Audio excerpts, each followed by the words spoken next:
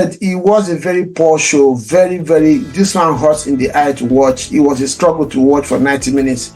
But again, the first game of the season, is sometimes it's like this. It's a big problem right now at Chelsea. If you are a Chelsea fan, you are worried.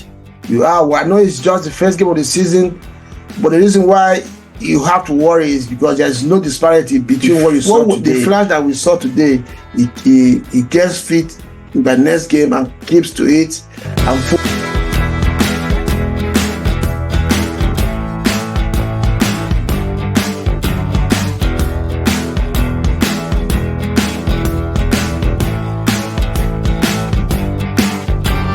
Transit TV, welcome back again to our Beyond the Scoreline show on Transit TV.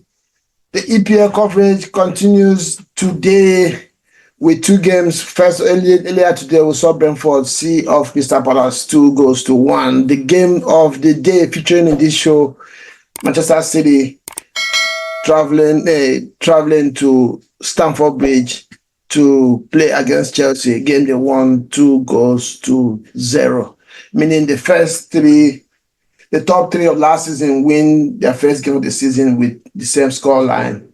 Liverpool, won yesterday against Ipswich 2-0. Arsenal won Wolves 2-0 as well. City today has beaten Chelsea 2-0 as well. And there are so much talking points in this one and not much in a new manner or in a good manner. It was just a very disappointing performance from these two teams today.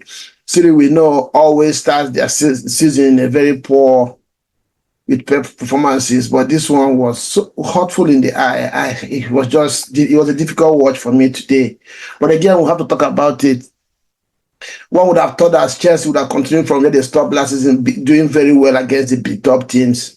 But no, today's one was way away from it. There was just nothing, no inspiration of any kind. I don't know how Chelsea fans will feel with this one, considering the number of players that came in, new coach. There's really not much to be happy about if you're a Chelsea fan. And before we continue to the talking points, don't forget to hit the like button. Please hit the like. Let's get 100 likes on this video. You guys have been doing marvelously well. Don't forget, please hit the like button and help us to push this content. Google push these contents out there, and subscribe if you have not done so. We are going to have loads and loads of content this season. We have expanded our resources to bring you shows even in La Liga and Bundesliga. We can see that we have so many viewers out there in the German Bundesliga and Serie A as well. So don't miss any show on this channel. Hit the like button, notification button, and subscribe if you have not done so. And we look forward to, and reach out as well if you want to feature on our shows. Let us know if you are interested. Hit me and I'll go to our Facebook or our Instagram, DM me on Transit TV, and we'll reach out to you and try to get your view on the show as the games come on. Yeah, like I said, this one, most of the talking points are going to be the negative side, because there was really nothing much to smile about on this game, because these two teams, we had just produced some the lowest quality of any kind you can get from them, apart from a few individual performances that gives hope to both teams, coming from a few players. Again, Eden Hazard continued from where he stopped. Now, I don't know what to make out of this guy. 91 goals in 100 appearances for Manchester City. This is ridiculous. This is ridiculous. Haaland is not going away. He's not stopping. Man, he took his goal, and that was just the only thing he could, speak well about in the first 20 minutes or 30 minutes of this game. And when the first half break, one thought that these two teams will come out differently, but he continued the same way, flat performance. Yes, let's start with Chelsea in this one. Yes, I know new coach. Yes, I know a lot of new players came in. It's been 2-3 years now. He can still wrap your head around what Chelsea is trying to do. What is the playing style? What is the playing philosophy? This is just a bunch of individual players thrown into the pitch to make something out of a game. The only thing you can take out of them, of course, they showed earlier on in the game there was intensity. You could see commitment from the players better than what we used to see before. But there was just, you can't figure out what they're trying to do, how they're trying to get these goals. They just stumble into chances. They don't craft anything. And it's really worrying. I know it's early days for Maresca, and again, it's also going to be a difficult game for Chelsea against Manchester City. Maybe as the season continues, we'll see what he's trying to do with this team. But having watched Chelsea throughout the preseason and now, there's still no difference. And Chelsea conceded a lot of goals. Again today, they did concede a lot of goals. If you are a Chelsea fan and you want to be honest about this new coach and done your research a little bit, you will be worried because Chelsea is going to continue to have defensive issues this season. Why did I say that?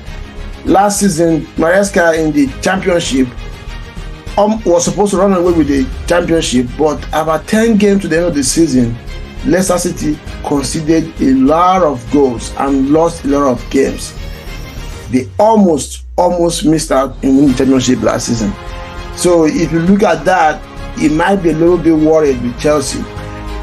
And again, considering the fact that on the back line, it practically do not have any experience or astounding defender with all the players just are buying. The spine of the team is still not there. You don't have a strong or proven striker. You don't have still in your back line. The midfield is a bunch of young players. So there's still something wrong with this team. And if you are a Chelsea fan, you'll be worried. Let me know, as a Chelsea fan, I know a lot of you that are going to, it's because it's Arsenal fan. No, but please be frank. Are you confident that this team, this coach, with what you have seen in the preseason and what you saw today, that Chelsea, what are they trying to do? Let me know if you are able to figure out what the playing philosophy is for Chelsea and what is your hope going to the season with what you have seen so far. Then, like I mentioned, yes, there are some individual performances today that you can look back and you say, okay, yeah, there is hope. Obviously, Palmer showed today again that what he did last season was not a fluke. He could see that young man is a quality player. But sometimes, too, you could see that his head was down because there was nobody close to his quality in terms of performance. There isn't much going on. Jackson, let me not even go to Jackson. Caicedo had a good game to an extent, but the player that stood out in the midfield was Lavia. Yeah, he can say in terms of individual performance today, Lavia, Palmer, and maybe throw Caicedo in there. And Fofana at the back wasn't bad, but it wasn't the best of performances. So, yeah, you can imagine I'm struggling to pick up players in this team today that had a good game. Because sometimes as a team, it might be bad, but the few players will have individual brilliance in the performances. Nkunku, you can imagine, was subbed in this one. Jackson continued his, I don't know, man. It's just, it's a big problem right now at Chelsea. If you are a Chelsea fan, you are worried. I know it's just the first game of the season, but the reason why you have to worry is because there's no disparity between what you saw today and what you saw from your team in the preseason. And Chelsea is still buying. They're still buying. About 4 or 5 players today got their debut. And they're still going to get more players in. So when are they going to build this cohesion? When is this understanding is going to be? It's going to take almost half of the season before, you begin to see some kind of understanding among these players. And this is not good. So I don't know what is going on with Chelsea. I don't know what is going on in Chelsea. Individually, most of these players have quality, but somehow it's not working. And this is because there are so many changes. When you think about the number of players that are out today that did not play in this game, I don't know. The commentator said just have managed to reduce the midfield players from 19 to 15. How can you have 15 midfield players? How are you going to build a team around this. And I'm beginning to wonder how many players are Chelsea going to register for this season. I thought there's a number of players you have to. So what's going to happen to the rest? So this creates a lot of chaos for the coach to work with, because you come to the training ground every morning, you have over 15 players with you that are not going to be registered in EPL. So how are you going to conduct trainings? It's just a mess at Chelsea right now. And on the other hand, City was very poor again without Rodri. In the midfield, as poor as Chelsea was, City could not stand authority in the midfield because Rodri was not there, because they played Kovacic and Bernardo Silva in the pivot, double pivot in the midfield. And many times Chelsea played through that midfield, with ease. Kevin De Bruyne didn't look like he's back to his normal self. So City today as well was poor. And I know we're used to seeing this from City at the beginning of the season, but this one was a little bit 2 steps lower than what we normally see. I don't know what it is. If you listen to Pep Guardiola on build up to this game, he talked about, I don't know if he was playing mind games or if he's serious like that. It's going to be difficult to find motivation to win the 5th time. I don't know if he's messing around with people's mind or he's being serious. But again, that could be an issue. The Pep Guardiola needs to, rejuvenate his players and get them back to. But again, losing a few quality players and bringing some new ones, it might take some time for City to get back to their mojo. So it was a very, very poor show for City today. Without Rodri, again, I don't know how long Rodri is going to be out.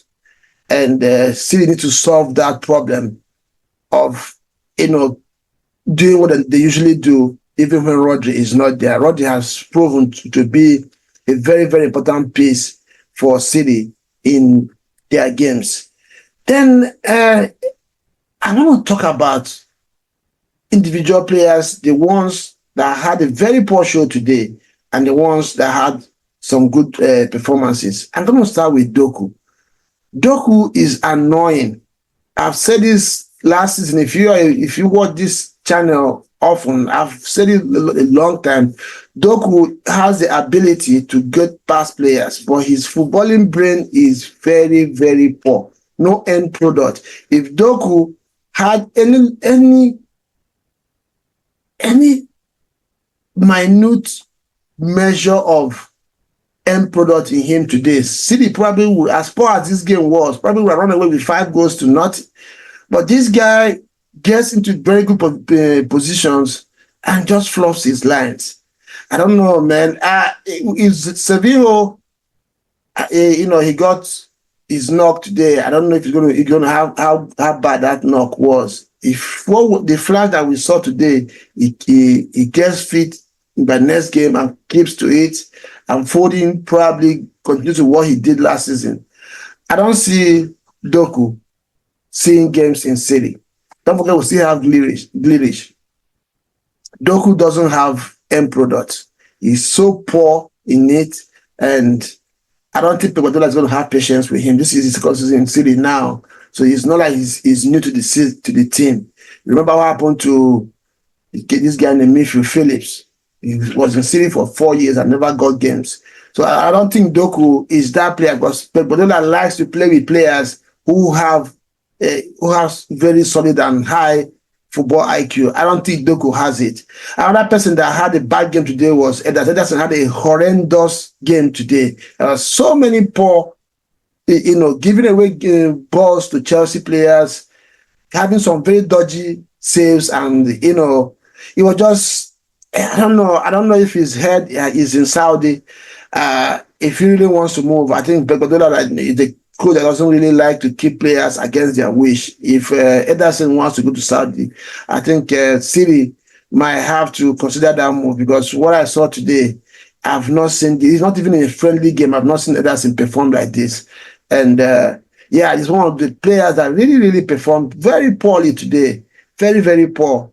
And those are the two players that, for me, we are really worse off in City share today. Of course, if one add KDB, they can add KDB there as well. He was nowhere close to the quality that we know him in City share. He didn't perform well today, but I mean, He's KDB. You will know when you need him, he's going to step up. Yeah. Then in terms of the players that had a good game individually, Kovacic, of course, you're not going to go away from that. Had a very good performance in the midfield. Was the stalwart for City against Chelsea in the midfield area, and stepped up to provide an individual goal after a very solo run in the midfield. At the time that something needed to happen in that game, a spark needed to happen in that game, either from Chelsea or City, and that goal meant that City picked up the 3 points with lesser pressure going into 10 minutes into the end of that game. So Kovacic was a very good performer in this game today. I mentioned Kopama earlier on. For City, Sevilla, before he got injured too, showed flashes of what City fans are expecting from him going to the season. He looks like he is the real deal. He's going to provide some very good stuff from either of the wing, depending on where he starts from, where he's played from. He had a very good game before he left as well. And Nico Lewis, that young man. Yeah, City has player there in their hands. And yes, he was just immense. He was on it from the beginning to the end. And it was just a good game for Sevilla. And obviously from Chelsea side, I mentioned Palmer. Yes, not much to talk about, but there were so many quality balls I put into the box against City. But of course, there's always nobody there to finish or to latch onto them. Jakob Palmer is another very quality player in Chelsea that Chelsea has in their hand. They have to find a way to continue to make him play at the level that we know that he can play. Lavia, like I mentioned earlier, also had a very good game. It looks like Caicedo is beginning to find his mojo, and he's going to be a good a mainstay in that Chelsea's midfield. I don't know, Chelsea fans, let me ask you this question. Enzo Fernandez, based on what happened in the summer, I saw him today wearing Chelsea's captain armband. Do you guys think that situation right there has been handled well? Do you feel that it's okay for somebody that had that kind of a situation over the summer to come first game of the season to wear the armband for the club? And let me know what you think in the comment section, Chelsea fans. Enzo Fernandez wearing Chelsea captain's armband, first game of the season after the ridiculous incident that happened over the summer. Let me know what you think in the comment section. Yes, like I said, it was a very poor show. This one hurts in the eye to watch. It was a struggle to watch for 90 minutes. But again, the first game of the season, is sometimes it's like this. But so let me know what you think. How do you rate this game? Do you think Chelsea fans, are you worried, or do you think it's just one of those start of the season performances that things are going to get better? City fans, do you think Pep Guardiola is just playing mind games, or are you worried about City? Are they going to struggle to find motivation this season to win the fifth straight EPL, the unprecedented, has never been done before? And are you worried that City is going to find it difficult this season to get the level that we know them? Let me know what you think in the comment section. Like I said, don't forget to hit the like button, subscribe if you have not done so, and look forward to our weekend roundup. We're going to have the show later tonight, looking at all the featured games of the weekend. Fans are going to come on the show to say what they think about these games, and that video will be out tomorrow. Look out for it on the channel and let us know what you think about them. And I will see you again. Ciao.